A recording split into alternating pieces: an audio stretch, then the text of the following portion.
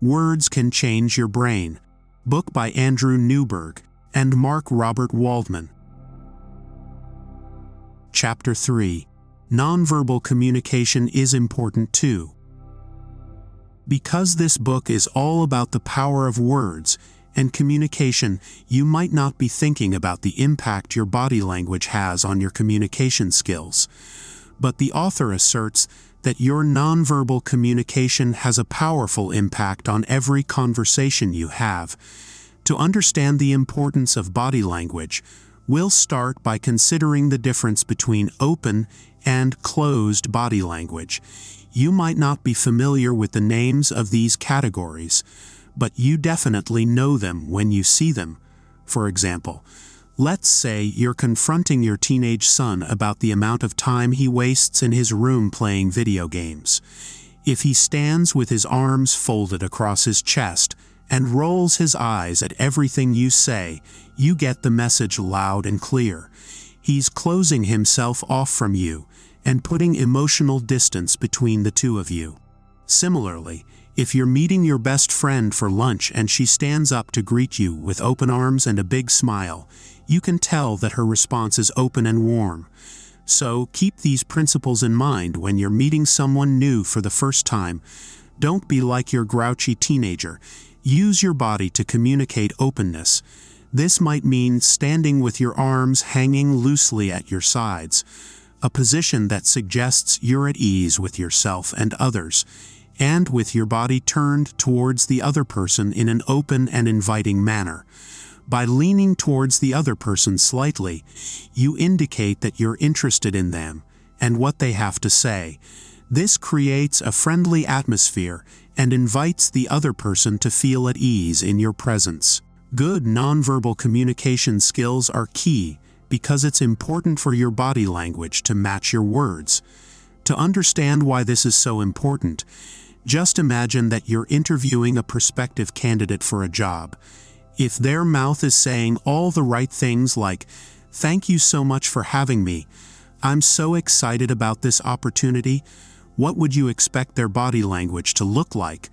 Would you expect them to greet you with a smile, a handshake, and good eye contact? Of course you would, but what if they were saying, "Thank you so much for having me. I'm so excited about this opportunity," while glaring at you and keeping their arms folded across their chest? You'd probably feel really weird. Why? Because their body language doesn't match their words. That disparity would feel so strange to you that you would develop a very negative impression of that candidate. So, as you consider the importance of verbal and nonverbal communication, it might be helpful to keep that image in mind so you can understand why your words and your body language have to match. But once we understand the importance of congruent communication and open body language, what's the next step?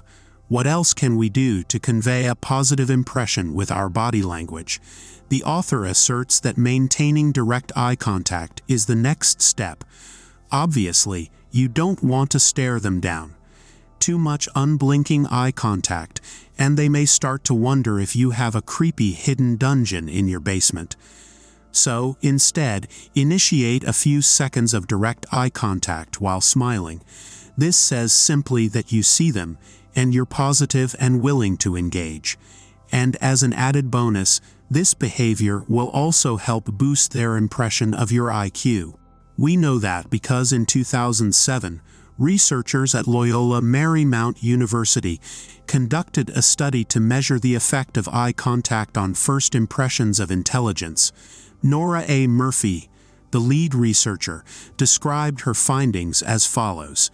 Looking while speaking was a key behavior. It significantly correlated with IQ, was successfully manipulated by impression-managing targets, and contributed to higher perceived intelligence ratings. Unsurprisingly, Murphy also found that wearing glasses enhanced a first impression of intelligence. So, while it's not necessary to wear glasses if you don't already need them, good eye contact is a must. Keep in mind that all of these nonverbal factors set the tone before you and the other person ever speak a word. So, now that you've established a positive vibe through your nonverbal communication, it's time to turn your attention to the spoken portion of your interaction. This is where a lot of people start to falter. So the most important thing to remember is, don't panic. Many people shoot themselves in the foot from the get-go because they worry that they're going to say the wrong thing. As a result, they make themselves look unnecessarily awkward. So, wherever possible, try to avoid overthinking and other anxiety-inducing behaviors. Just go for the basics. Smile. Introduce yourself with a simple, "Hi, how are you?" and tell them your first name. This is an instant icebreaker that invites the other person to respond in kind.